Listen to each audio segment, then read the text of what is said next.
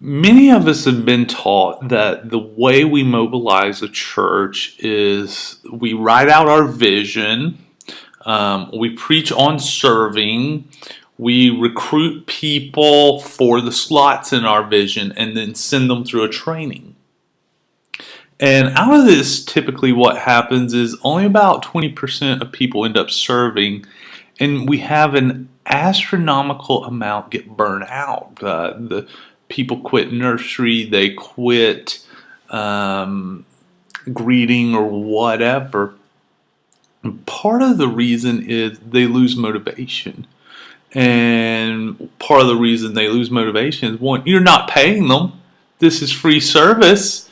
But secondly, and more fundamentally, I think it's because people are frequently working against how God designed them to be motivated because of how we're trained to treat churches like McDonald's. Any person can fit in any slot is the assumption. But imagine for a moment that you have Billy Graham in your church and you put him in the parking lot ministry. Well, he's going to die inside because he is wired for souls. That's what it makes him come alive. And so he might do it as an act of service out of duty because he knows he's supposed to be serving. Um, but that's not how God designed us. He would thrive on the evangelism team. And why is that? Because people are motivated to serve where they find delight. And God has designed the body so that we serve best where we find the most delight.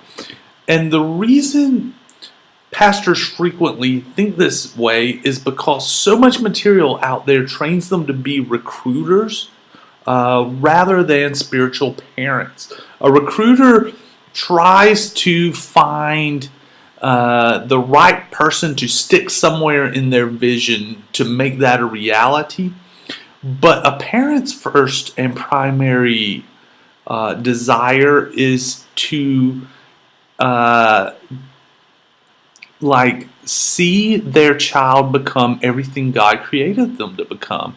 And whenever you switch on that role, switch on that hat of becoming a parent, that doesn't mean that you stop caring about vision. It just means you approach it differently.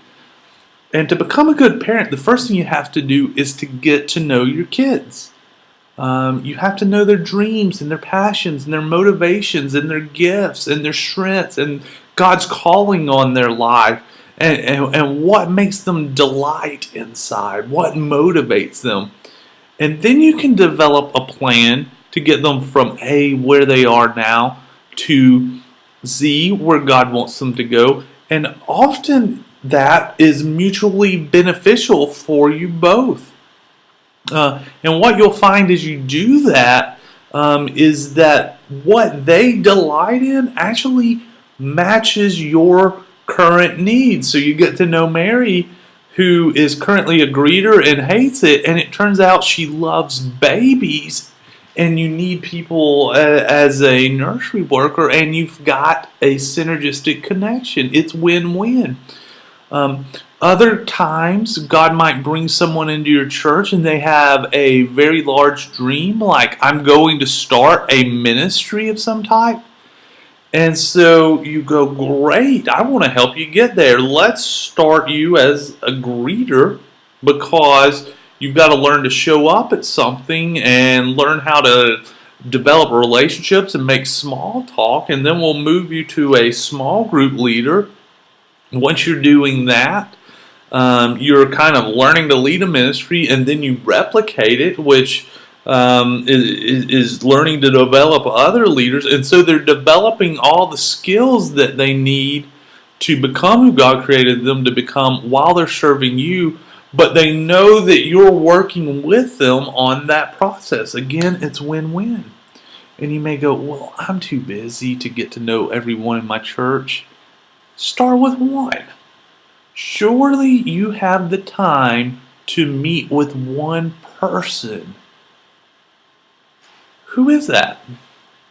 Who is it that stands out to you? Who has something amazing about them? Who is it that God brings to mind sometimes, or you just kind of word of knowledge highlights happen to them? Who is that you don't know their dreams and passions?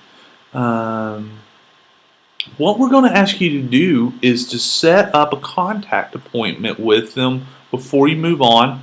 We're going to leave you a script below, and basically all it says is that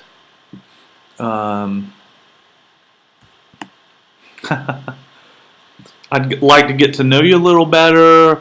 I was wondering if we could meet up sometime. Does this day at this time work? If not, let me know. And we'll train you and teach you some questions to ask them. They'll help you get to know them better.